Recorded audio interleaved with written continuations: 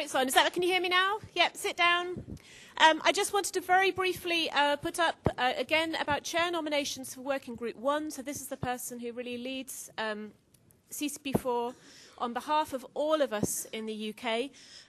We're looking for nominations to Keith by Friday the 18th of January. So if you think you might want to do this, or you think you know somebody who might want to do this, please ask them before you nominate them. All UK-based crystallography PIs and eligible to be PI on a grant are eligible to vote. If you didn't get a Working Group 1 email before Christmas, okay, that means you're not on the mailing list. So if you think you should be on the mailing list, please email Keith to go on. And if you have questions about the role of the Working Group 1 chair, or you want to talk about what it might entail, please come and see any of the exec. Lots of us are here at the meeting, so you can catch us, or feel free to email us or contact us outside of the meeting.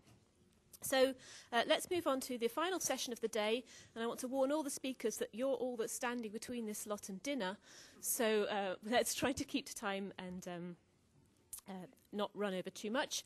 So our first speaker in this session is Randy Reed from Cambridge, and Randy's going to tell us about his work on understanding molecular replacement models from single atoms to ribosomes. Thanks, Randy. Thanks, Arwen. Yes, that works.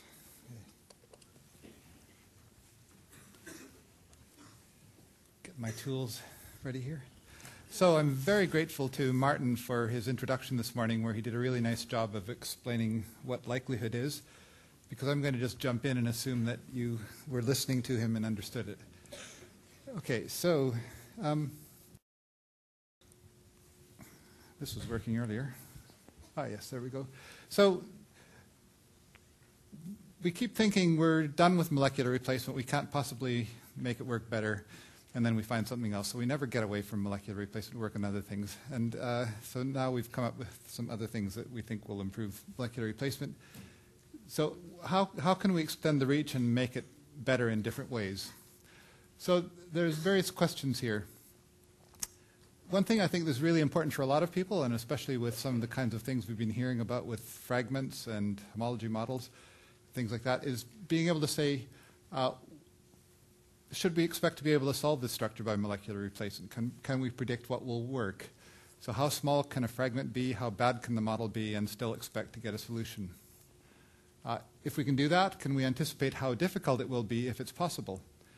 And if we can anticipate how difficult it will be, then we can tailor the algorithm to the problem. We can do a very quick job to solve an easy problem, because people complain that phasor is too slow sometimes.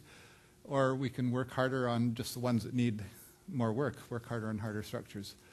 At the end, can we tell when it has worked? Now, phasor will almost always produce a PDB file, and some of the users assume that if there is a PDB file, that it must be the right solution. So that's not true.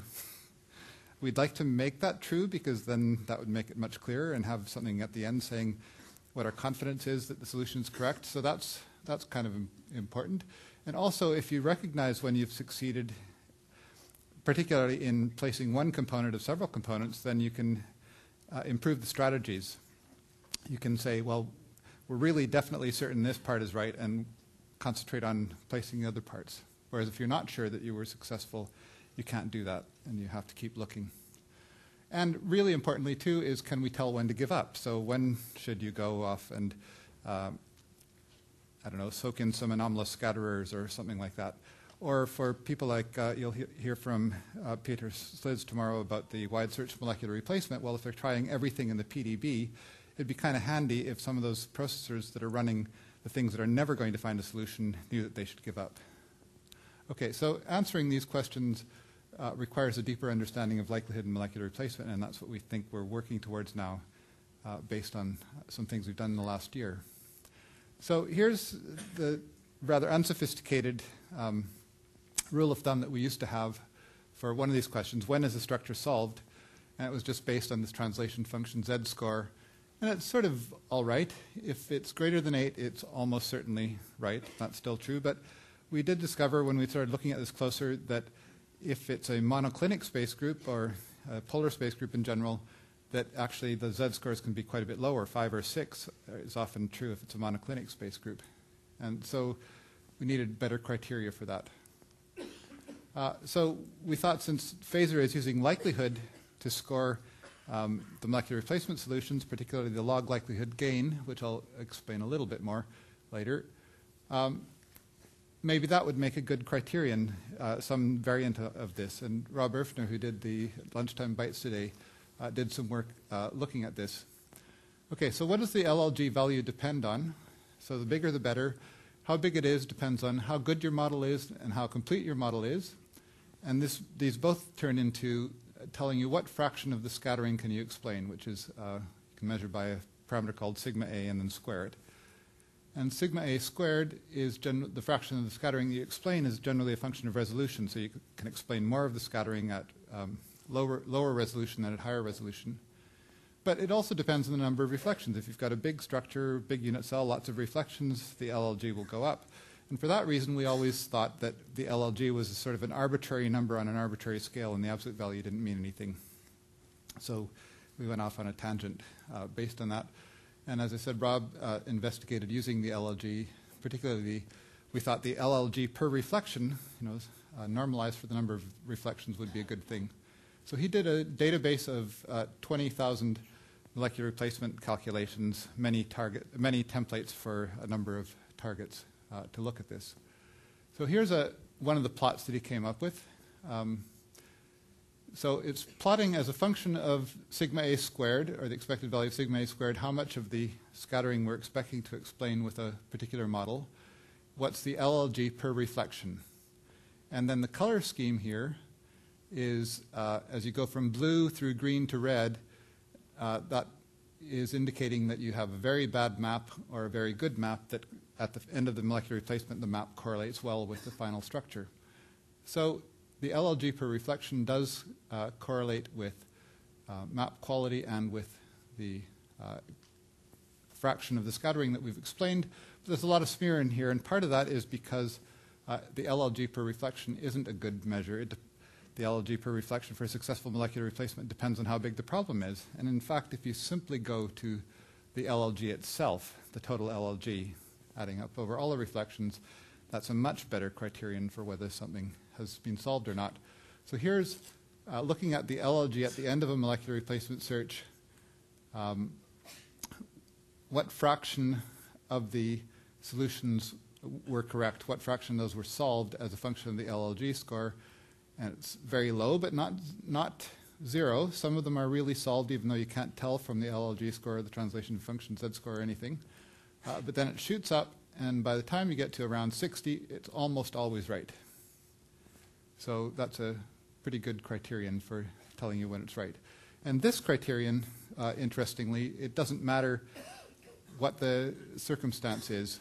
If we look at proteins at small proteins, less than 200 residues or more than 200 residues, the plot looks very similar. If we look at different fold categories of proteins, they're all similar. If we look at polar space groups and non-polar space groups, they're very similar. So the total LLG actually turns out to be a good measure of whether something's solved. So we wanted to understand why that's true. So this requires understanding a little bit about the statistics of the LLG. How do you anticipate what LLG you'll get, and why is there a significance level to the absolute value of the LLG? So to understand that, I need to just review a little bit of the theory, which again is repeating what Martin said. If you have errors in your model, either because there are coordinate errors or because the model is incomplete, then the calculated structure factor will be partly correlated to the true structure factor, and we can get the true structure factor by multiplying by some number d, which is less than 1. It tells you something about the size of the errors in that model, and then adding a random component to the structure factor, some random error, to get the true structure factor. And this is the kind of probability distribution that you get. If we turn it into e-values, which are more convenient to look at from a lot of point of views, we have the same relationship, except now we have sigma a here. So this is the sigma a. What fraction of the calculated e-value is correlated to the true one? And then if you square that, sigma a squared, that's what fraction of the total scattering have you accounted for with your model. Okay. Now, in order to get that sigma a value, we need to know how well we expect to be able to predict the structure factor. And sigma A is typically a function of resolution, like I said. At low resolution, we aren't accounting for bulk solvent, so it drops off. And then at high resolution, it drops off because of coordinate errors. If the coordinate errors have a greater impact on your ability to calculate the structure factor at higher resolution than at medium resolution. So in order to guess the shape of this curve, we need to know something about the bulk solvent effects. And at the moment, we're just using a generic set of terms for that. We need to know how complete the model is, which controls how high the whole curve is. So it raises and lowers the whole curve, depending on how complete your model is. And you need to have an estimate of the RMS error of the model, which controls how quickly this curve falls off at high resolution. And the RMS error from the model we now get from a new curve. We used to use the Chothia and Lesk formula that Chantal mentioned earlier today. But Rob found when he was looking at all of these trials that actually the size of the model had an impact as well on how well you could predict the structure. And especially for bigger models, you expect a higher RMS error when you have low sequence identity. It was probably because of domain movements being more important in bigger structures. So we have this new curve in phasor that improves the estimate of these errors and the sigma A values.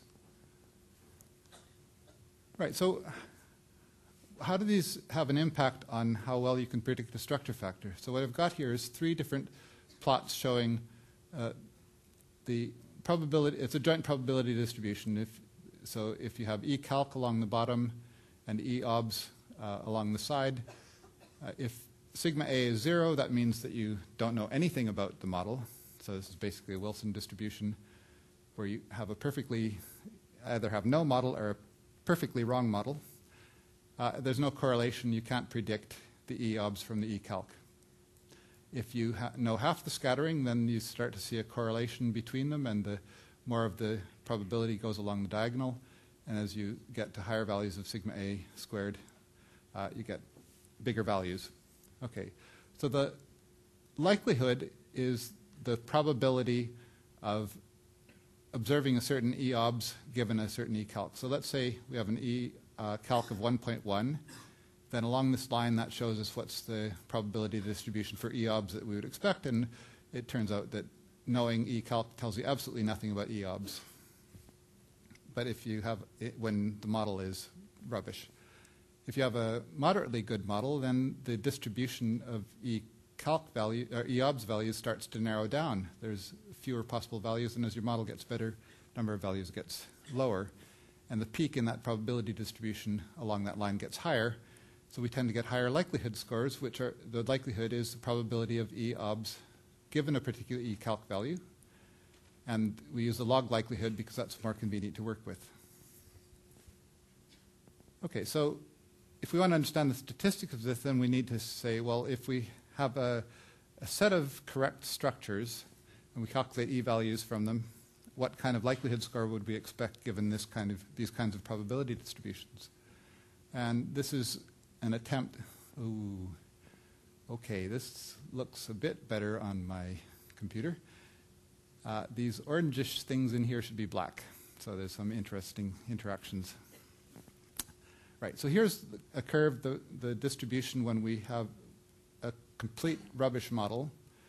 And then the contour plots here are showing the probability relationship between E calc and E obs when you have 70% of the scattering accounted for.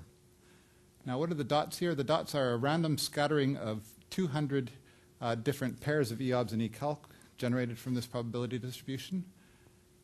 And a lot of them fall within the high probability region of this plot here, and they're black. And what black means is that the probability in this distribution that's along the diagonal is higher than the probability in this distribution. And that's related to the log likelihood gain. The log likelihood gain is how much better can we predict this structure factor if we know that it comes from this distribution compared to knowing it comes from this distribution. So more of them are black. The ones that are red, they're actually less probable in this distribution, but they're still pretty close to the distribution here. And there's more black than red. Total likelihood is higher if we assume this distribution than if we assume this distribution. But what if we score the same model, not the same model, a completely rubbish model, but assuming that it's a good model, then we get this kind of distribution. We've got these points way out here that are really unlikely if the structure factors are really correlated with each other. And so we've got some very negative red points out here that would make a negative log likelihood gain. So if you think you've got a good model, but then you try to do molecular replacement, you end up with a negative log likelihood gain, and it's because you're falling into these regions of the distribution. Okay, so if we want to figure out, now this is just random sampling, but if we want to figure out what likelihood score will we get from one reflection in the phasor likelihood score, then we can figure that out by just integrating over these probability distributions. And that's shown here, and we won't go into the details of that. But if you do that, then you end up seeing a curve that looks like this. As a function of sigma a squared, the expected value of the log likelihood gain goes from 0 because when we know nothing, we can't predict anything. And then it goes up basically quadratically. One of these lines is one from numerical integration. Another one is from an approximation. The approximation is pretty good, and it's basically you take this value here, you square it and divide by 2, and you get the curve that fits the data pretty well. So now we've got a way, if we know what sigma a is for a model at a particular model at a particular resolution, we can take sigma a, raise it to the 4th power, divide by 2. That's what one reflection at that resolution is expected to contribute to the log likelihood gain score in phasor.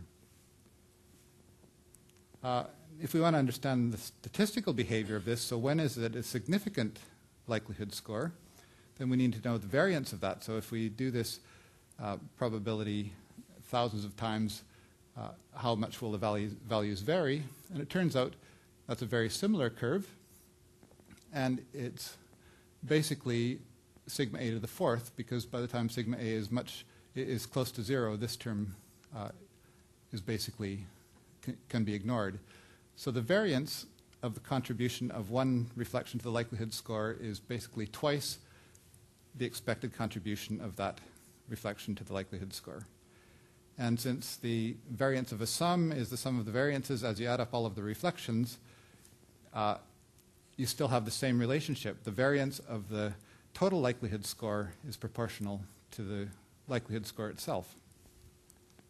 So we can do some simple calculations. I won't really go through too much, but if we assume, so that it turns out if you do these kinds of things and you think about that plot I showed with all of the red dots outside of the distribution, if you have a wrong model but you assume it's right and score it by the likelihood score, you expect to find a likelihood that's minus the likelihood you would get if it was right. So the difference between a correct solution on average and a completely wrong solution is twice the likelihood score. Twice the likelihood score. They both have the same variance.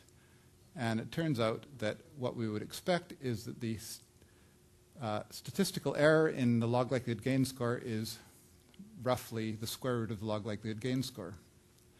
Now we've said that most solutions with an LLG greater than 60 are correct. If you take the square root of 60, you get 7.7, which is very near to our 8 number that we used before. The TFZ score of 8 tells you when things are right. And Early calls this the grand unified theory of finishing criteria. So if you have a TFZ score greater than 8, or you have a log likelihood gain greater than 60, you've probably got the correct solution, and they're actually related to each other.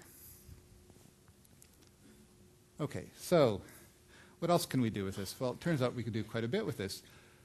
Let's look at a case for a moderately difficult structure. So once the RMS error gets above 1.5 angstroms, things tend to get really difficult. So let's consider a case where we've got data to 1.5 angstroms and a model for half the structure. What's the sigma a squared curve look like? Well, it looks like this, and as we get, this is out 1 over d, this is 2.5 angstroms. We've dropped below 0.01 on this scale. And if we square that, then we've got 1 times 10 to the minus 4th, which means that we would need 10,000 reflections out here to raise the log likelihood gain by 1. So basically, by the time we're out here, we're not adding anything at all to the calculation. So we can do things like this, where we can say, well, what likelihood score do we expect if we gradually add data starting from infinite resolution going to higher and higher resolution in a case where we've got a pretty good model, or if we've got a really bad model. And this is the same plot over here, but with a different scale, the log likelihood gain on the y-axis. It's the same picture. Okay, so remember 60 was a number where it's probably correct. Well, to be safe, what we do is we say, well, we're going to aim in our calculations for a log likelihood gain of twice that, 120. So here's log likelihood gain of 120. With our good model, we would hit 120 at this resolution, which corresponds to 4.6 angstroms. So now we can say, for this easy case, we would expect that all we need is data to 4.6 angstroms. We can do a really quick calculation at that resolution and probably get an answer. What about this difficult case? Well, once no matter how much data we use, we're never going to get above about 33 or 34. And that really sort of stops rising somewhere around 2.7 angstroms. So even though this is such a difficult case, we don't expect to get a likelihood score that will give us a significant signal. We know that there's no point in going beyond 2.7 angstroms. Now, if we're somewhere in between, if we have a moderately good model, then you can see that we could easily be in a situation where we hit our 120 at around 2.5 angstroms, which used to be our magical number in phasor. And that's because we did too many test cases where we had reasonably good models with moderately sized data sets. Okay, so that was our old default. No matter what the case, use data to 2.5 angstrom resolution. Now we do hopefully better. We're still working on this, improving it more. But the new criteria are based on this expected value of the LLG. So there's two things we can do with this. We can say, what order should we search for the models in? So which one is best to search with? And you have to play off the quality of the model versus the size of the model. And it's always been kind of tricky if you've got a very large model that is low accuracy, low sequence identity. Which is better, to look for that or to look for a small model with a high sequence identity? Well, now we know how those trade off with each other. And we can just say which model gives the target expected LLG at a lower resolution. That's the better model to look for first. If neither of them, and that defines both the first thing you should search for and the resolution cutoff that should be good enough to find it. But if neither of them is good enough, then you can say, well, at the resolution limit of the data, which one will give the highest expected log likelihood gain, and that's the best model to look for first. Another thing we can do is we can adapt our strategies. So if we think that it's going to be easy, if we can easily hit this target of 120, then we can do a really fast search and not look deep in the search list. But if we're expecting it to be harder, we can try harder. We can look lower in the rotation angle list and things like that. So that's also part of what's in phasor now, is sort of some adaptive search, and we're going to implement more of that. Now, if you have a case where phasor used to solve your structure really quickly and the new method is suddenly taking a lot longer, tell us about it, because we're still learning the optimal way of doing all of these things, and we might not have all of the balances right yet.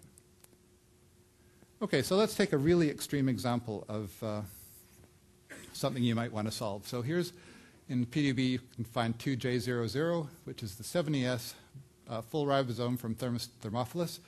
Venki Ramakrishnan's group published that in 2006.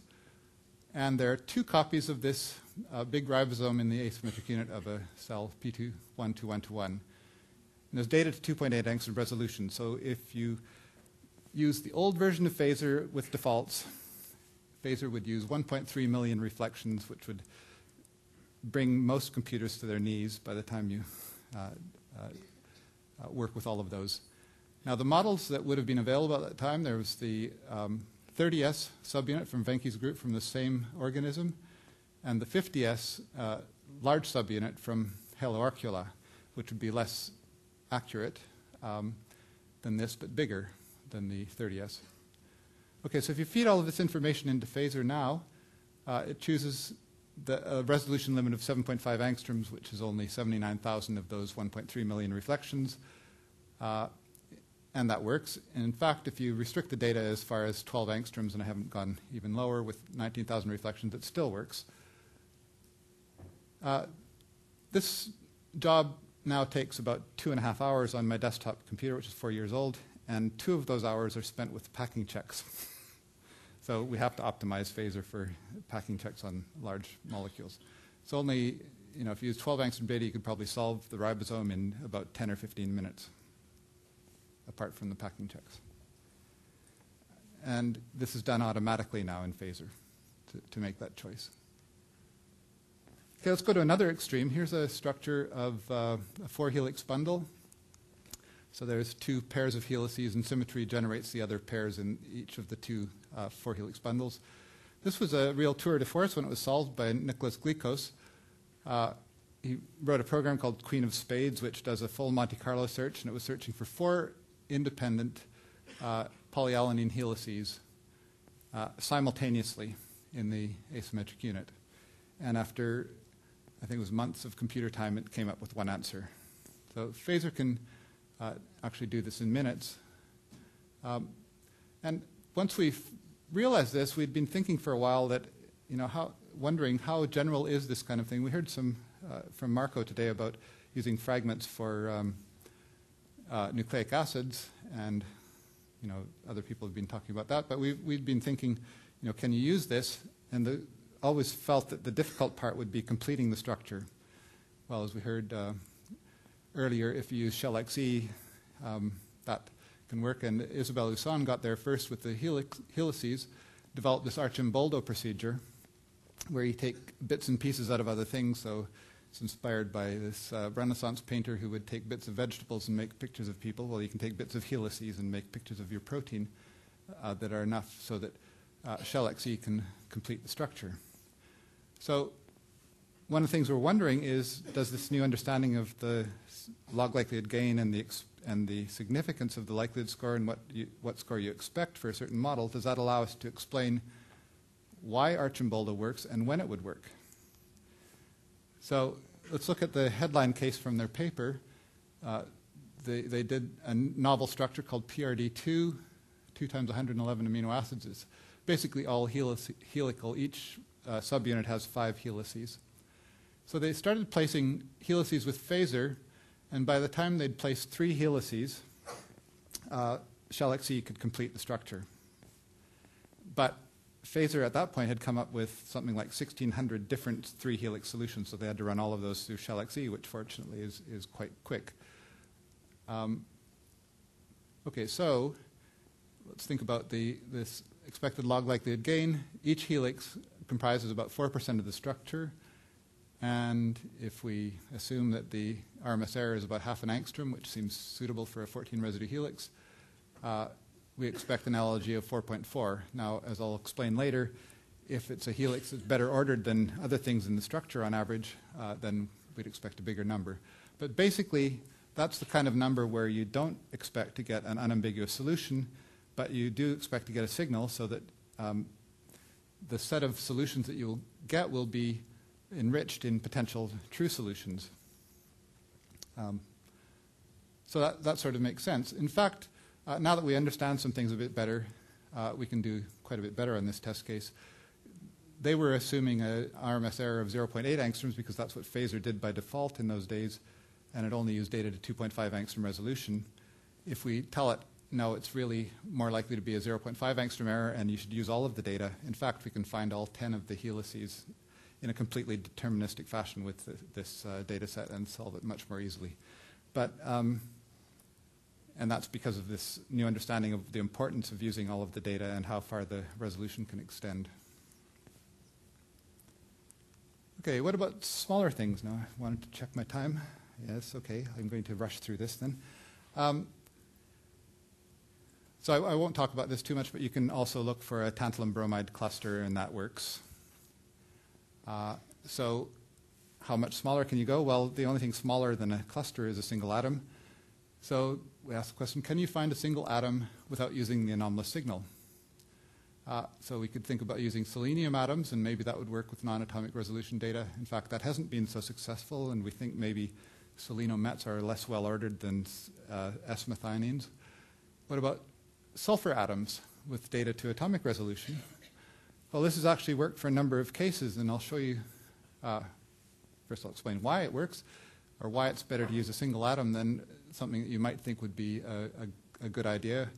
If you use a phenyl group for a tyrosine residue, you might think that's better because the number of electrons squared for the atom gives you a bigger number than a sulfur, but the scattering curve drops off more slowly for sulfur with its inner shell electrons than it does for carbon and nitrogen, or carbon and oxygen. So when you start looking at data at very high resolution, then the sulfur gives you a lot more. And this is also strongly influenced by the atomic B factor. So if you have a well-ordered sulfur atom, that even gives you more in terms of what fraction of the scattering you can explain. So here's our single best case. And a rotation student, Anthony Robel, did a bunch of cases. Aldose reductase, 36 kilodaltons. There's a data set that goes to 0.78 angstrom resolution that he used. And if you do this calculation, what do you expect for one sulfur? You expect to get an LLG of 4.1, which is similar to what we were expecting for Arcimboldo on a helix. But if you just assume that the B factor for that sulfur is just a tiny bit lower than the Wilson B factor, then you already expect an LLG of 16. So it looks like there's a significant signal there. And if you run it and just look for 4 sulfurs out of, I don't know, there's 8 or 10 in the structure, it takes 3 hours, and there's solutions that look reasonably convincing. And if you feed those into a log likelihood gradient completion algorithm, and just add nitrogen atoms as a sort of surrogate for carbon, nitrogen, oxygen, that takes 3 hours. It finds the majority of the 2,500 non-hydrogen atoms in the structure. None of them are heavier than the sulfur, which is why we chose this particular structure.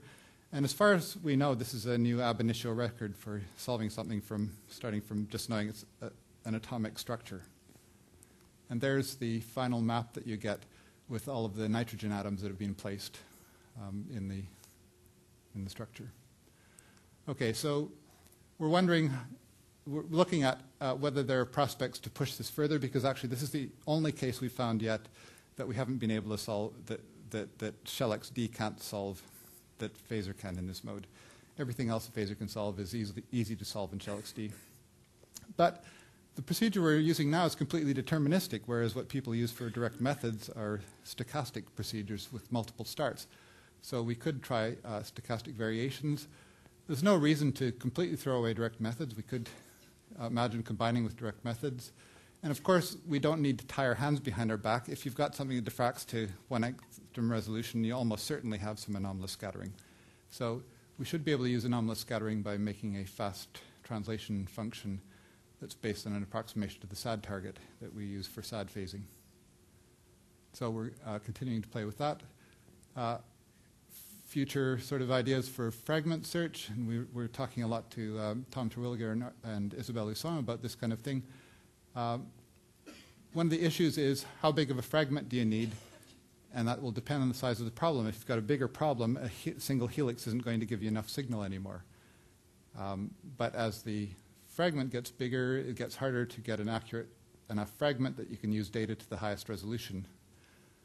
If you have a library, then the size of the required library could increase dramatically with the size of the fragments if you're using fragments out of a database. But think about what Dan Rigdon was saying today. You know, it tells us something about when the ab initio approaches are going to work and how big of a fragment you need to build in an ab initio approach. Okay, Airlie's probably going to say more about intelligent automation because I've run over my time, so I'll leave that to her. And I'll just go through the acknowledgements. So Phaser, the development team, is Airlie, who's been there from the start and has played a major role in implementing everything and developing algorithms. Gabor, who you'll hear from later, and Rob, who's doing the lunchtime bites. I mentioned Anthony for the single atom molecular replacement, and mentioned Isabelle and Tom, and Bernard Locamp we've been talking about because Bernard has some very nice ideas about different ways of doing the completion from single atom structures. And thank you for your attention.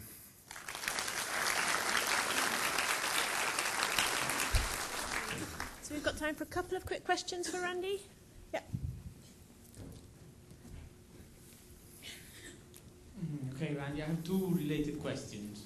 One is, am I right in thinking that there are sometimes some solutions of the translation search which have a very high log likelihood gain and get pruned out at the stage at which you check for collisions, as it were, or clashes? Yes. How am I to think of those?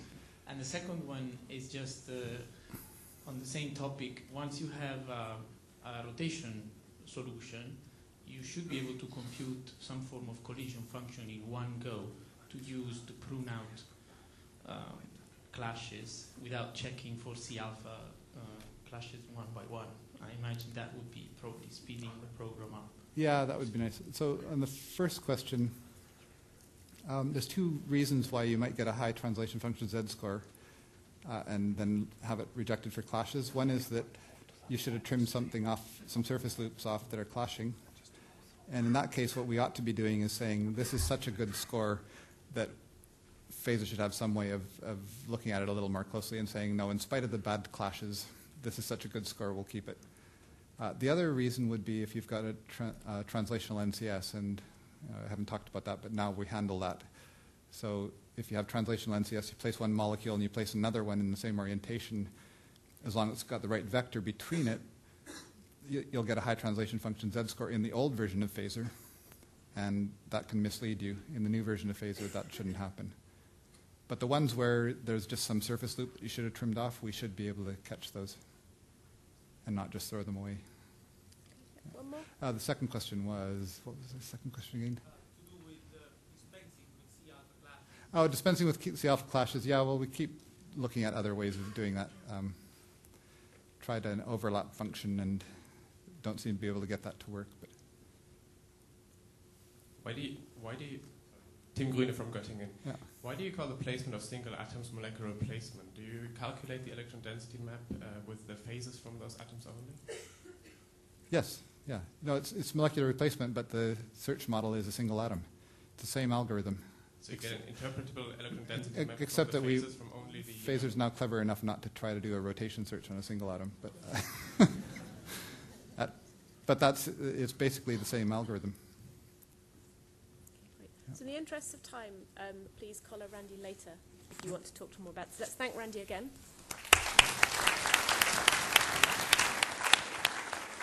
And our next speaker is Andrei Lebedev, who's going to tell us about difficult molecular replacements with MolRep and Zanuda.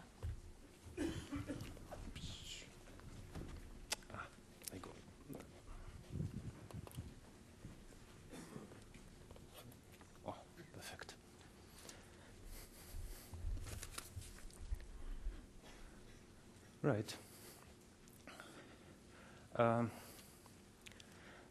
It's not that much space for difficulty anymore, but there are some difficulties sometimes, and in those special cases, all the cases are different and needs actually manual approach.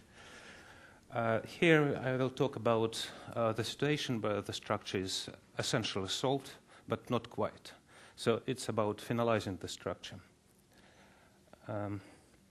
So I will give 3 examples and 2 different techniques, completely different. One is to do with the space group validation, and in this case, the structure had pseudo-translation and original solution wasn't quite correct, and that was corrected manually, and then a program Zanuda was written to automate all this procedure. Small domains in big structures are still a problem sometimes, and for that it's quite useful to use phased functions in molecular replacement, in particular those implemented in MolRep. And that's the second example. And the third example, surprisingly, brings things together and combines both techniques. There we've had a problem with origin at the initial structure solution, and then it was necessary to use search in the density for completion of the structure. So example 1, it was a GAF domain of code Y protein from Bacillus subtilis, and structure was solved in YSBL York by Vladimir Lebedev. A reasonable resolution structure, but unfortunately it contained pseudo-translation, one C half, and I will talk briefly about initial molecular replacement solution, then I will show pseudo-symmetry in this structure, and how the space group ambiguity was resolved, and a little bit about the node. So the problem here was that, well, there was a 100% homolog for that structure, and that homolog unfortunately didn't work, simply because diameter was quite different, and monomer itself was quite different as well. So to select anything, well, to get sense out of molecular replacement, it was necessary to pick top solutions, several solutions, and refine them. And only then it was possible to pick up the correct solution based on the R3 after restrained refinement. Even then, it wasn't everything quite right, because further refinement also resulted in a decrease of R factors and showed quite reasonable density maps, and it was possible to partially rebuild the model. Refinement, it wasn't quite correct. Something was wrong simply because R3 didn't go down below 38%. Actually, it's a figure for R factor. R3 was higher. So we guess that the problem is somehow related to pseudo-translation. And just before I show the organization of the crystal, just a few words about pseudosymmetry, what we mean when we talk about it. Crystallographic symmetry is global. Every single axis, actually we've got infinite number of them, relates the whole crystal, matches the whole crystal to itself exactly. General non-crystallographic symmetry is a relation between certain subunits in the crystal, but it's not global. This axis cannot match the crystal to itself. And some intermediate case shown here where you can define global space group such that crystal will match itself approximately. In this case, it's actually NCS, but it's called pseudosymmetry simply because the symmetry is global, also approximate. We may say that global means consistent with crystallographic translation or existence of pseudosymmetry space group and point group. And that's a problem. Actually, that what could make problem at the stage of data processing. Pseudosymmetry can be confused with crystallographic symmetry quite easily, and then wrong space group assignment with the result in the problem with structure determination. And most relevant is the case when pseudosymmetry coexists with twinning, and that's quite frequent. And in that case, the true symmetry is essentially undistinguishable from pseudosymmetry based on the merging statistics. And also twinning tests are not quite convincing. Therefore, it's quite likely that at the initial trial, the structure will be determined incorrectly. I mean, space group will be determined incorrectly. And that's not unusual. However, that wasn't the case in the structure I'm talking about. And the situation was slightly different because the pseudo-translation was involved. Yet again, another operation which is global, which relates all the crystal to itself, but this time it is a translation. And there is some special thing about it. If I've got crystallographic axis and pseudo-translation result in non-crystallographic axis, which alterate with the crystallographic ones.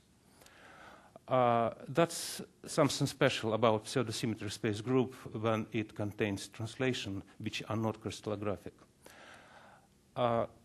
Then what can happen, molecular replacement program can easily confuse crystallographic axis and non-crystallographic axis. Look at these two schemes. Both, let's say, represent structures with the same symmetry index and with the same unit cell dimensions. However, crystallographic and pseudosymmetry axes are just swapped in these two structures. And what we've got here, colored, is the symmetric unit. And if you look at the flat side of the molecule, now in this structure, flat side of the molecule is attached to another component of the symmetric unit, whereas in this structure, this flat side of the molecule is attached to its symmetry equivalent.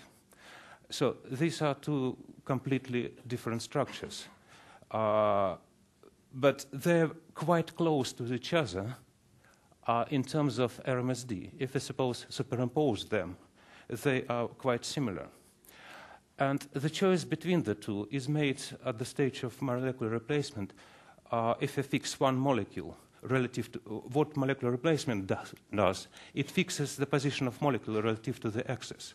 Once one is fixed, the other will be wrong or correct. It depends on whether the first one was correct or wrong. So, and that's a simple case. And what we had in the structure of code Y was something like this. The structure is composed of helices with 8-fold symmetry. And then, if you look at each layer in that helix, actually there are two layers. In one unit cell, there are two similar layers and another two similar layers, and forming the symmetric unit of the crystal.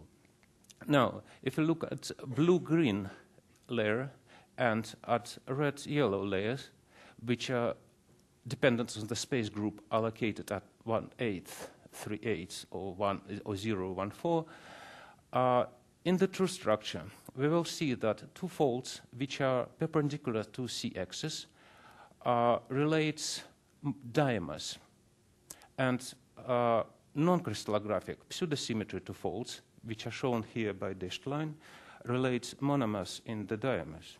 So, in false structures, which are shown here, which belongs to two different and antiomorphic groups, either one or other or both pairs of axes are swapped. So this false structure got actually both layers wrong. Here, crystallographic axis relates monomers in the dimer, and here, crystallographic axis also relates monomers in the dimers. Obviously, if this is correct, refinement in this space group, or actually in this origin, because the space group indices here are identical, but the difference is in location of the axis, location of origin actually. Then we obviously got quite poor refinement statistics. And that's what actually happened. Next slide shows a later analysis when we transformed the structure into these four possible 1 correct and 3 wrong structures, and refined starting from the same starting model which was symmetrized in pseudosymmetry space group to get that quite substantial difference in R factors for the true space group and origin, and compared to the false space groups and origin. And originally, technique was like this to resolve this ambiguity. Just to make sure that we didn't have twin, and that all the axes are actually crystallographic axes. We started from the P1 structure, just to make sure that we do everything correctly. So, first step was actually refinement in the pseudosymmetry space group. So we removed half of the data and transformed structure into the pseudosymmetry space group, where we've got only 2 monomers in a symmetric unit and no pseudo-translation. Refinement here removed bias to wrong origin. Then we transformed that structure into P1 with large cell and used all the data and refined it in P1. And then the best axis was selected based on the RMSD between the structure and its copy transformed relative to this axis. And then axes were added one by one to give in the end the structure in P4 322 space group, which refined well. And that was, and this algorithm actually was put in a script and called Zanuda, and that script was deployed to Weisbell server and also is now available in CCP4 interface, and it does the following. So by default in CCP4 and on the server, it automatically detects pseudosymmetry space group based on the model. So you need to submit both model and the data. That's for final checks, not for initial molecular replacement solution. Then subgroups of pseudosymmetry space group are selected, those which have the same unit cell dimensions as original structure. So the program doesn't try to reduce unit cell if even the pseudo-translation is available. And then from the refinement in alternative space groups, the best solution is found, and then the procedure which shown on the previous slide was repeated with that model to make sure that the final solution can be reproduced starting from P1. Additional option is added to CCP4 interface. The whole procedure is quite long. Sometimes you need only one model to test between two possibilities. Therefore, you can just save the transformed model without refinement. Sometimes useful. And in what cases this can be used? Space group validation for cases when twinning and pseudo-translation axes are collinear, for false origin correction, and it can be useful if structure, let's say, was solved in P1 to avoid space group detection at earlier stages. Right, that's another example, and that's already about search in the electron density. This is structure quite big, complex, and resolution was not that exciting. 2 copies as a metric unit related by pseudo-translation. In this case, no problem with pseudo-translation, really. And I will tell about MolRep, very few things, and then more about how it performs search in the density. 3 options are available. And then I will show structure solution of this complex and comparison of the methods available in MolRep. The program was written by Alexei Vagin from Weisbell, York, and it's quite old program, but have quite extensive functionality, starting from model preparation, conventional molecular replacement, and also it can perform multi-copy search specific for the case of pseudo-translation when you know orientation of Bosch molecule or related, or for general multi-copy search, where originally initially, the oligomer is collected from monomers, for which the molecular replacement in P1 space group is used, and then that oligomer is used for conventional molecular replacement search. Then fitting in of atomic model into the electron density map, that's what I'm talking about in more detail, and fit into models. Right, that's a standard protocol, conventional one-by-one search implemented. You can use it from command line, very simple, or from CCP4 interface. And what is wrong about this for our case is that for the case when we want to find small domains at the end of the structure determination, is that conventional cross-rotation function doesn't use phases, it's not local, and Patterson function has a mixture of the cross vectors from different molecules, and therefore contrast for small bits of structure at low resolution can be quite small, and peaks may not be present at all in the list of the peaks. And that means that the second step, translational search, would never succeed. How can we improve on this? Quite trivial protocol, refine partial model, calculate map coefficients, that's done by RefMark, flatten the electron density corresponding to the known substructure. So you've got density from ref mark, remove the one which is where the molecules lie. Depends on what map you use, you remove either noise or actual density. You can use both maps, 2 - 1 or 1 - 1.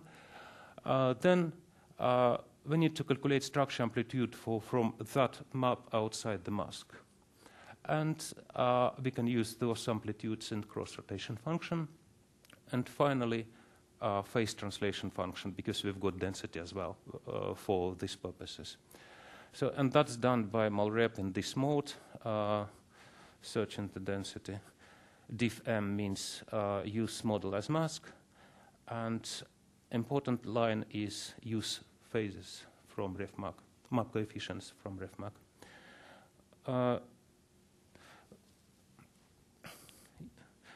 Important to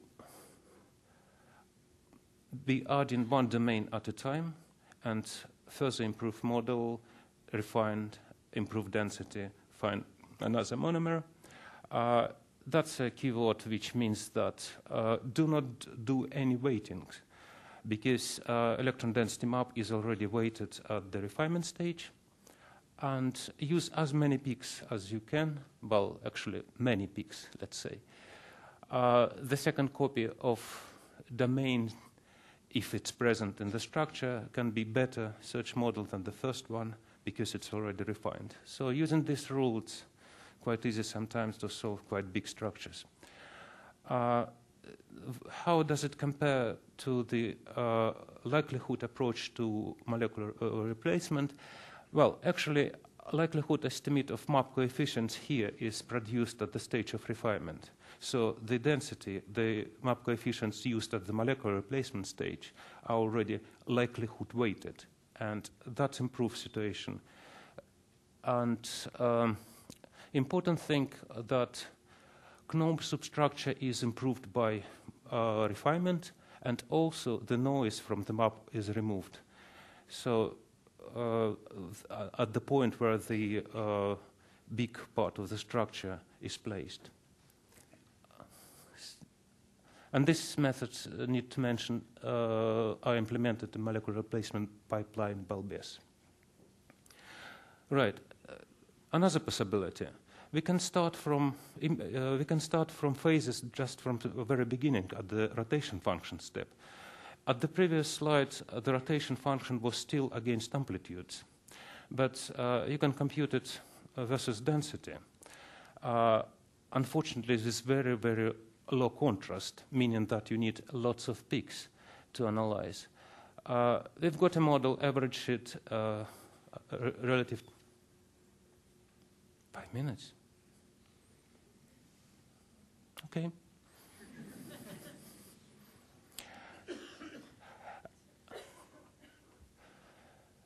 And that's the procedure. Phase translation function, spherically average phase translation functions that finds lots of peaks. Phase rotation function at the position found at the previous step, and then phase translation function again, but now not averaged, just to validate the solution. Two problems associated with this are, well, problem associated with this approach is that sub-STF estimate of the position is very approximate, but phase rotation function is very sensitive to electron density eccentricity. Possible treatment is as here. At the second step, use local rotation function based on the structure factors from the sphere around the point found at the first step. Right. That's the procedure of structure of this procedure how this structure was solved of FIM complex. Several two molecules and one big domain, this third molecule, were quite easily to be found by molecular replacement. Then important step was jelly body refinement of the pore that substantially changed it. And without that change, nothing further steps were just impossible. And then at the final steps were finding 3 domains using search in the electron density maps and manual building of the remaining domain. Just important thing is that 3 methods I mentioned work quite randomly. I didn't do any detailed investigation of them, but this table means that it's quite impossible to try them all. And for one of the domains, 2 methods works, for the other, 2 but different. And that's the third example, for which I may skip several slides. But what happened here is that pseudo P3121 substructure contained 6 monomers, was found easily by relatively easily by molecular replacement, but unfortunately didn't refine, and then a correction of substructure was necessary in order to get final solution. So how it looks like, this is the structure for 6 monomers, refined to 45, 48, and obviously these factors indicate that things go wrong. This structure has pseudosymmetry shown here. That's the actual unit cell, that's the pseudosymmetry unit cell, and we've got more 3-fold access in this case, 3 times more. Pseudosymmetry is P3121, and that's parameters, new base vectors in the small cell. And obviously we've got 3 alternative origins to test in this case, which translate into 2 different twin structures, because 2 origins actually correspond to 2 domains of the same twin.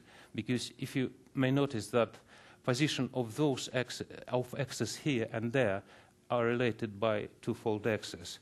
And I didn't mention that this structure was twinned, so obviously this is one possibility, and there's a possibility when 2 twin domains are identical in terms of position of the crystallographic axis.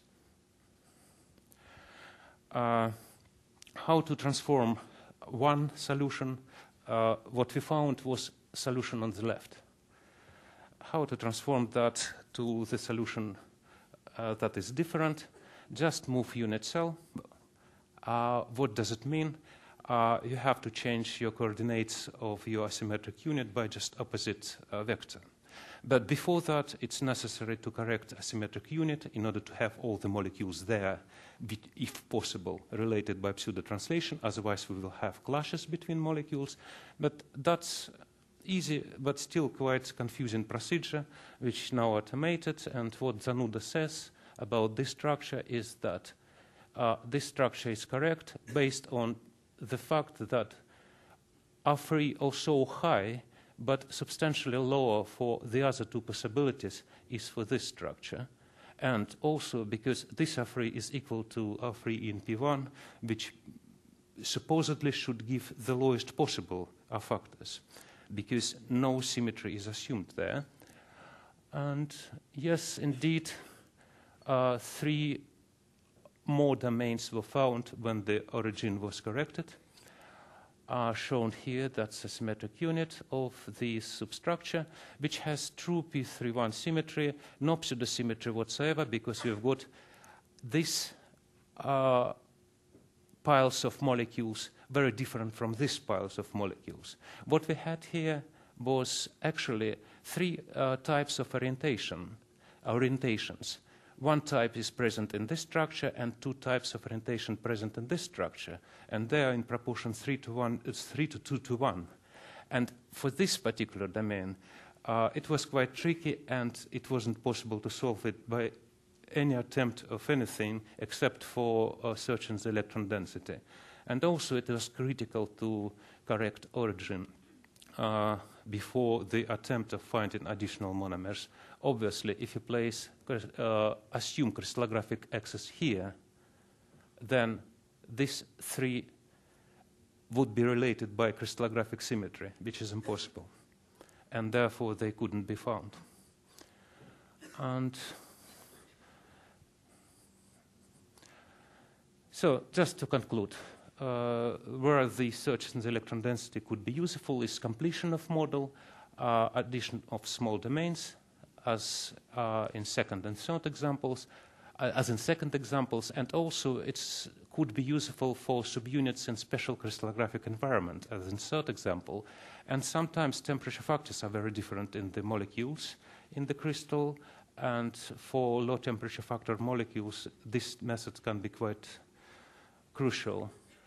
Obviously, it's for experimental phasing at when you've got small parts of big structure and electron density for the structure, and also for interpretation of electron microscopy reconstructions.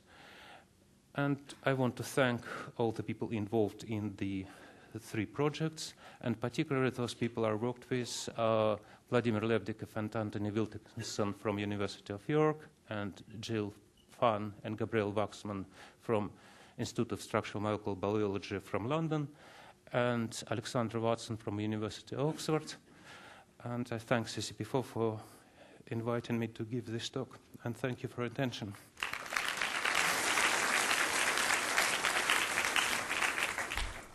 Thank you, Andre. We've got time again for a couple of questions for Andre.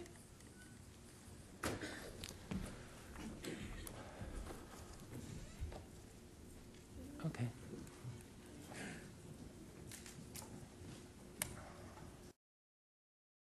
That's just one question. When you're, I thought it was really neat, your idea to, once you found one domain, be able to sort of subtract that out of your map and then search for another one.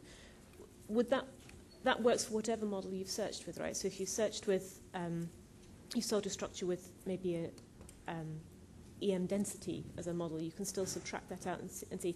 But I didn't quite understand why you said the noise went away from that model. Ah, okay. If you work with, if you work with map 1,1, then still, if you compute the electron density after refinement, you still got a noise at the position where the molecule is located. Mm-hmm. Removing that by mask helps. And okay. Also, it helps to use the density 2-1, which performs sometimes surprising. It's surprised, but it performs better sometimes. And then you definitely would need to remove the density from molecules, which is not a noise, but actual density. Any more questions for Andre? In the corner. In the corner, yep. If you allow your symmetry to P1 and do your refinement, if you're in a pseudo orthorhombic space group, does RefMac always get the twinning right? If you're twinned? If you've got orthorhombic space group. Pseudo-orthorhombic. Pseudo. Really P21. Okay. Or monoclinic. When you go down to P1 in your procedure, do you always get the twinning right? Do you always choose the twinning right? I'm just wondering what RefMac will do in that case. It could be erroneously misinterpreted as twinning with 4 domains. I think it can easily happen because the original decision is made based on the intensity statistics, not on the model. So let's thank Andre again.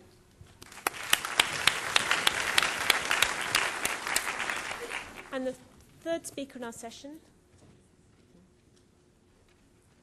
just getting hooked up, it's Ellie McCoy from the University of Cambridge, who's going to tell us more about phaser and its next generation, apparently. Very exciting.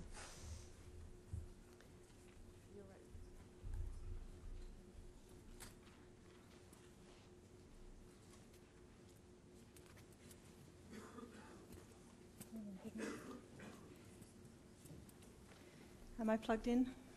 Good. It's the penultimate talk before the conference dinner. It's got to be some sort of graveyard shift. I've only got myself to blame because I was involved in making the programme. So I thought I have to make a theme for this. And you may have realised from the talk, Phaser, the Next Generation, that I've always wanted to give a Star Trek-themed talk for Phaser. Phaser, of course, is the weapon of choice for Star Trekkies. If you don't know what Star Trek is, I can't help you. If you don't know what molecular replacement is as well, then I hope you enjoy the pictures. Okay. So this is the Star Trek team, the phaser team. We have here Lieutenant Commander Oefner brandishing his phaser. Captain Reed, of course. I'm Councillor McCoy. No relation. You have to be a Trekkie to understand that. And not shown, escaped from my death by photoshopping, really, is Lieutenant Commander Von Cozy, who will be talking tomorrow on his own work, so he doesn't have to suffer any indignities at the moment. That's not the full cast list, of course. This is a partial cast list, just biased towards people who have made a contribution, particularly to what I'm talking about today. And I particularly like to thank the CCP4 people for developing the updater mechanism. That's going to make a huge difference to us. It'll enable us to synchronize our releases of phaser through Phoenix and CCP4. So I think that'll make everybody's life easier. And as has always been said, has been said already numerous times, if you haven't installed the updater, please make sure it's installed. So this is an episodic production, 4 episodes presented today. You can fall asleep in any one of these if you like. Just wake up at the start of the next episode and you should be fine, you won't miss anything. So episode 1, we're going to evolve a new life form. And episode 2, we're going to boldly solve structures that have not been solved before. Episode 3 is to explore new domains. And the final frontier, finally, at the end.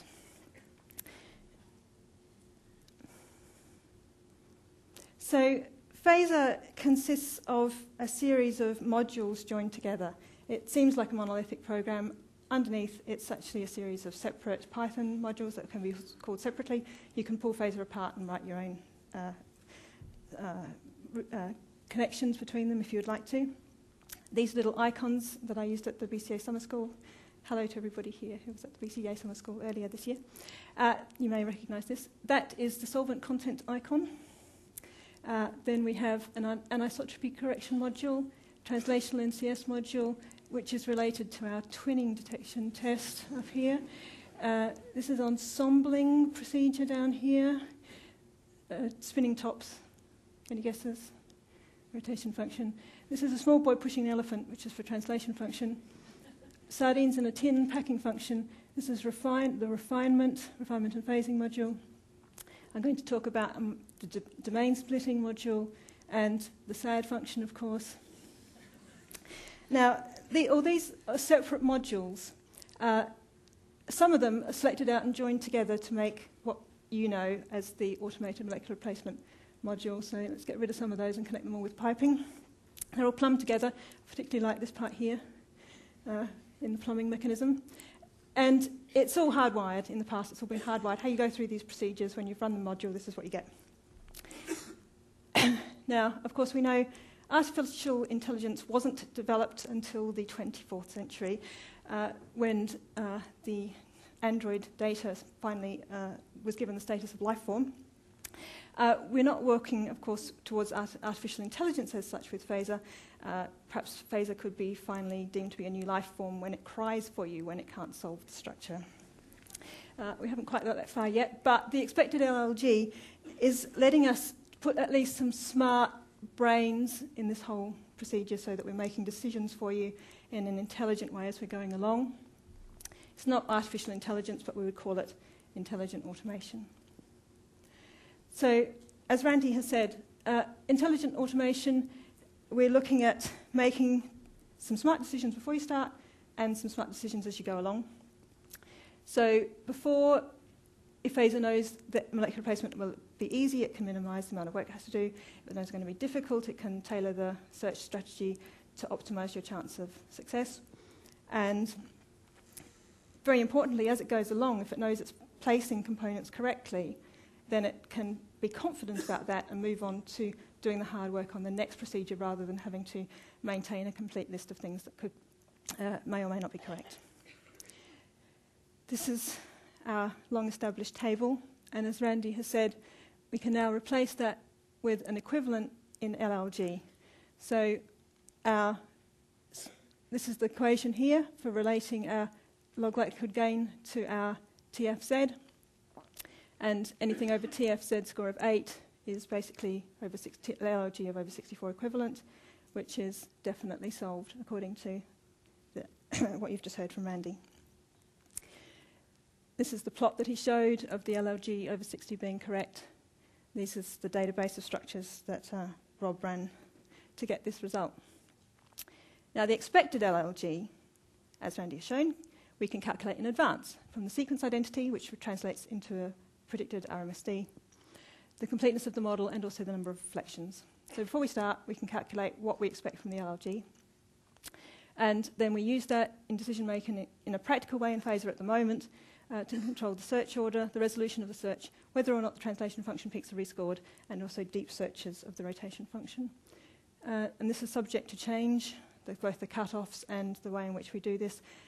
Really, I want to emphasize that this new way of looking at molecular replacement with our expected LLG gives us a framework for understanding what's going on before we start, and that's going to enable us to do lots of new and interesting things to minimize the searches. This is really just our first attempt at using this information. So just to give you an example, here are 3 test cases.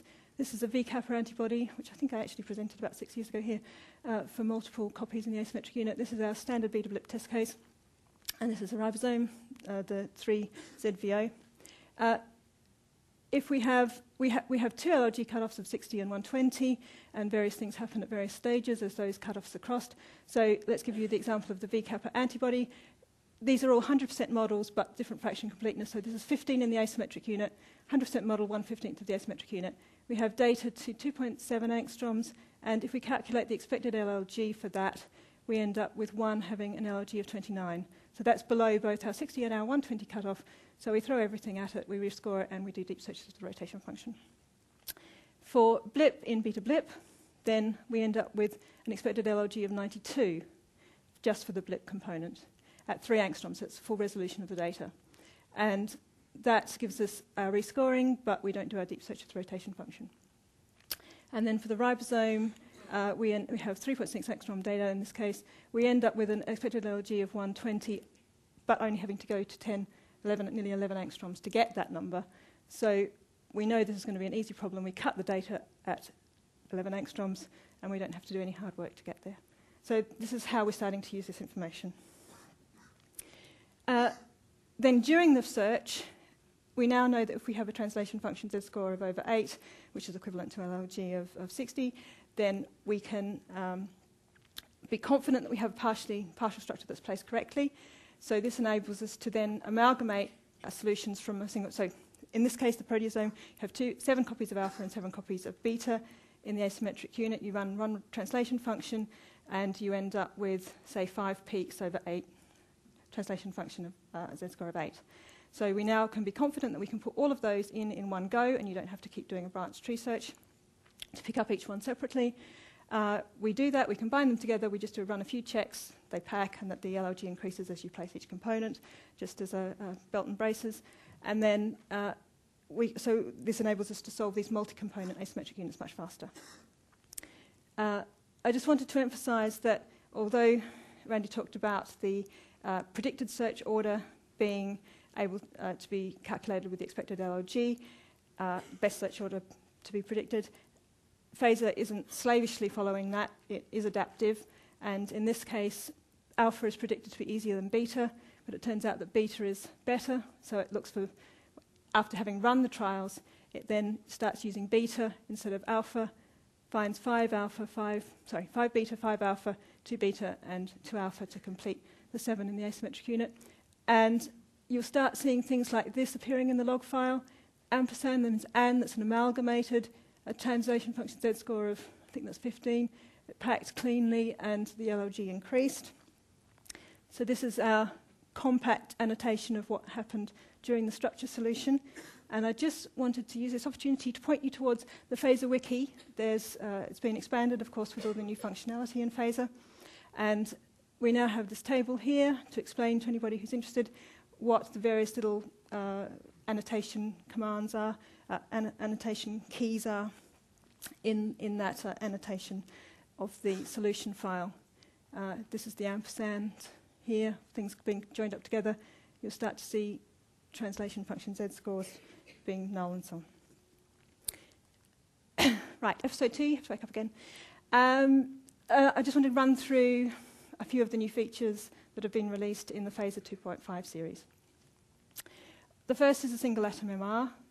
I've made a single atom molecular replacement mode that can be run from the GUI to do the single atom molecular replacement and you talked about. It combines the auto mode with the SAD phasing mode. So this finds a substructure with molecular replacement and then completes the structure with SAD phasing, but without the anomalous component. So it's the singleton function from the SAD phasing. As Randy said. Randy also mentioned the new variance function. I'll come to that in a minute. So the initial RMSD is I'd estimated from the sequence identity, and you don't know the true one when you start, before you start, of course.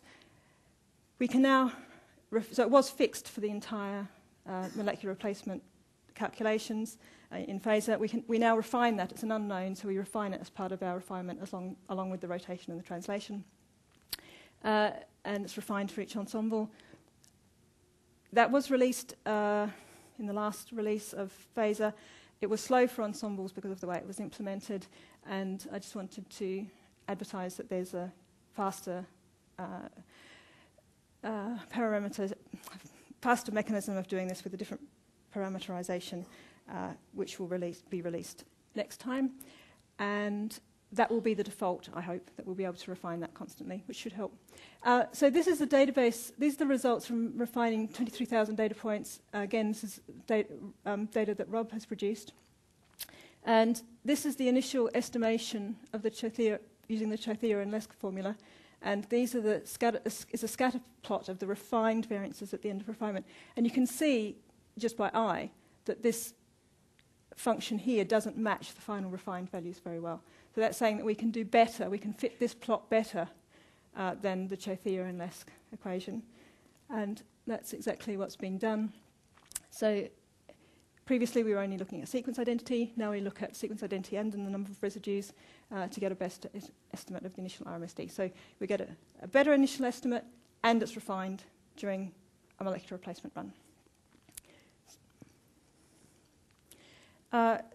The major class of structures that Phaser couldn't solve previously was the translation, where there was translational NCS present. And you may have run across this. You were getting high translation function Z scores, but it was wrong. And we hope that now, we are now seeing with the translation, with the translational NCS correction, that we're getting translation function Z scores that are in the range for structures that don't have translational NCS. Which is rather nice. So if we represent this as perfect translational NCS, where we have two molecules in the asymmetric unit related by a vector with no rotation, it turns out that if we try to implement the translational NCS correction in Phaser using this as the model, using just the peak from the Patterson to give us the translation vector with no rotation, it doesn't work. Phaser can't solve the structures with translational NCS. The likelihood functions are too sensitive to the errors in this representation of translational NCS. We have to model it with an RMSD between these two copies, because those two copies are not absolutely identical. It's also true that the translation vector from the Patterson may not be correct, and it's also true that there is generally a rotation, can be several degrees, between the two copies. And we can refine those three parameters, the difference between the structures, the rotation and the translation, just from the data using the Wilson distribution in a similar way to the way that anisotropy correction is done. And we use those correction factors throughout Phaser, both in molecular replacement and in SAD phasing. There are two classes of cases that we can account for with this correction, and they cover the majority of cases.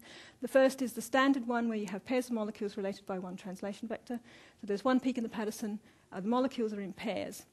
But I'd like to point out that there can be any number of copies related by that translation vector. So you can have 9 copies of 9 pairs of molecules where the pairs are related by the same translation vector. Okay? And then the other case that we can deal with is where you have more than one vector in the pattern, but they're multiples of each other. So, for example, 0.300, 0.600. Those are related to each other, those two. And again, we can have multiple copies of that, but there has to be a relationship between the vectors when there are multiple Patterson peaks in the vector. Sorry, multiple Patterson peaks present. So that covers the majority of cases. When we're looking at this case here, we refine, sorry, the first case, this one here, we refine a rotation between the molecules, this rotation term. In the second case, we don't refine the rotation, so that won't be present in the log file.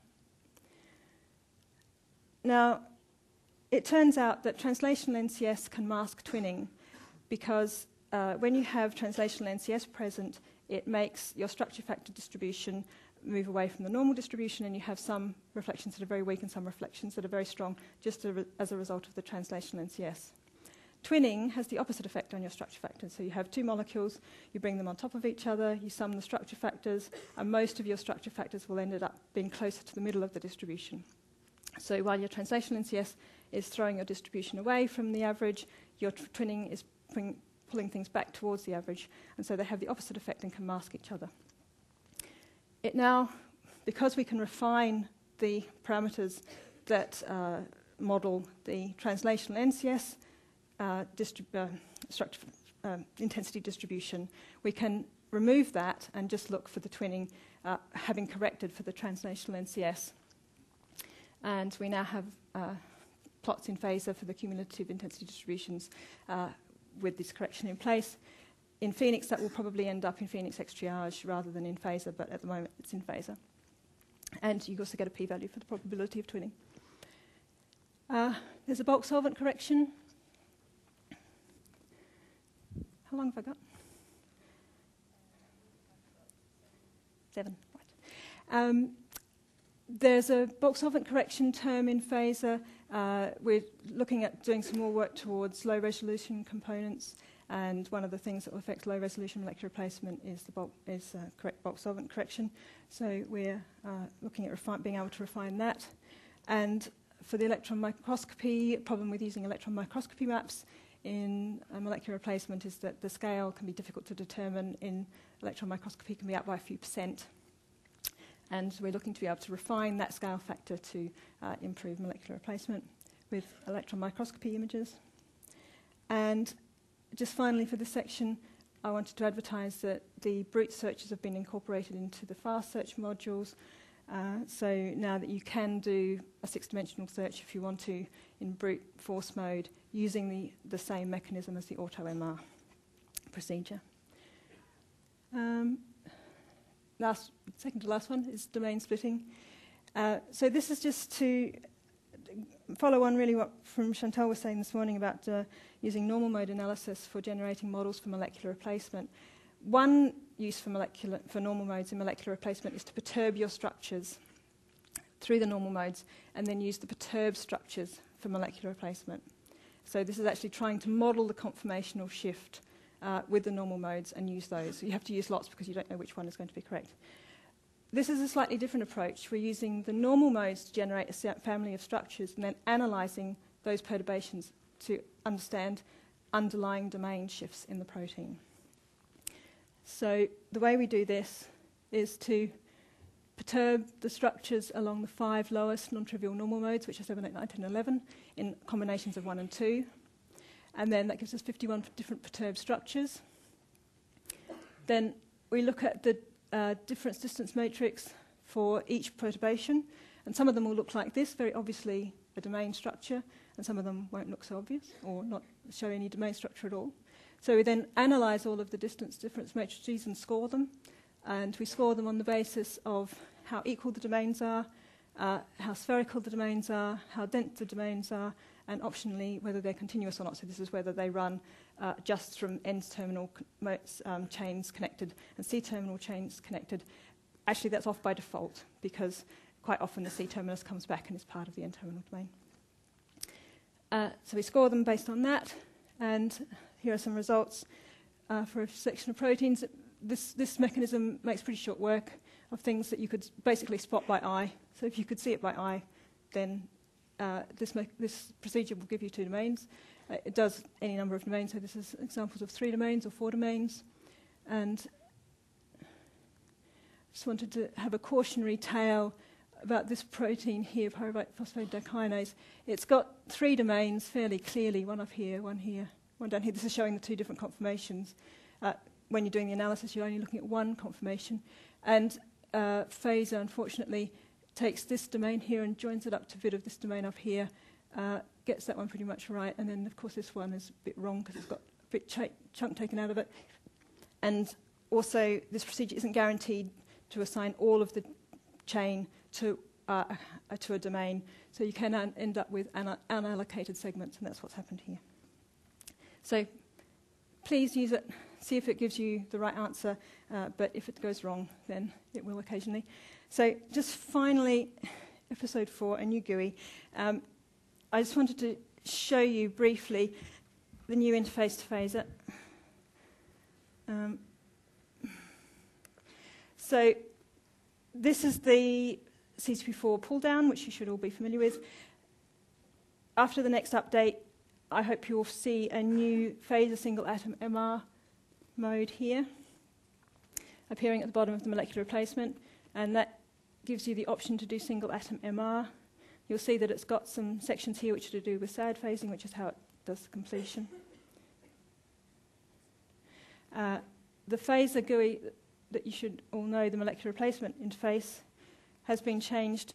You might notice that at the top here, it's just got a single pull-down rather than having the fast search and the brute search on the side, because those are now found down the bottom here, where it says additional search parameters. And here you have the option to do a fast or a brute search down here. So that gives you the option of doing brute searches in the automated mode. The model generation, the normal mode analysis is found here. And this is the domain analysis that I've just showed you. The other option is to perturb the coordinates, which is the other way of doing it, where you're actually generating structures perturbed along the normal modes to use the complete structure in molecular replacement. And finally, the data reduction and analysis. Here, under utilities, you'll find the Phaser twin detection, NCS and twin detection analysis. Have I got time to show any results or not? Fine, okay. So this is the translational NCS twinning test. This is the new QT interface to Phaser. So this is a non-twinned structure, cumulative intensity distribution before the translational NCS correction. Oh. Sorry, this is... There we go, and that's afterwards. So it cleans up your intensity distribution to make it look untwinned, which is what it is. And then here we have a twinned case. So after it's been corrected for the translational NCS, you can see that the structure is twinned, and that the translational NCS reveals that underlying twinning. I'll show you single atom MR, since this is about MR. So here we have the results for single atom molecular replacement. This is the molecular replacement result, searching for 2 sulfurs. It found the results, then it did SAD phasing, and as a result of the SAD phasing, it had, in this case, 144 nitrogen atoms and 1 sulfur at the end of this run, and an R factor of 24%, which Phaser says is solved.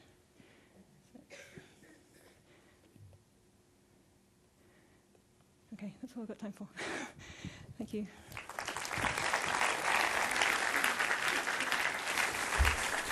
Thank you, Ellie, for a lovely talk. We've got time for a couple of questions for Ellie.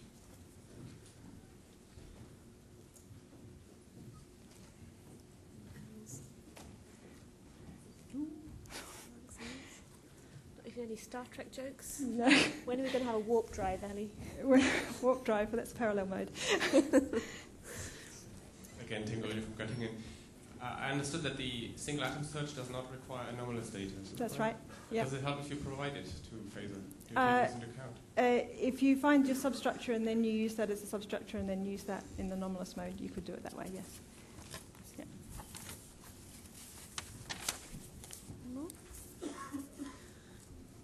Okay, well, let's thank Ellie again for a great and very entertaining talk.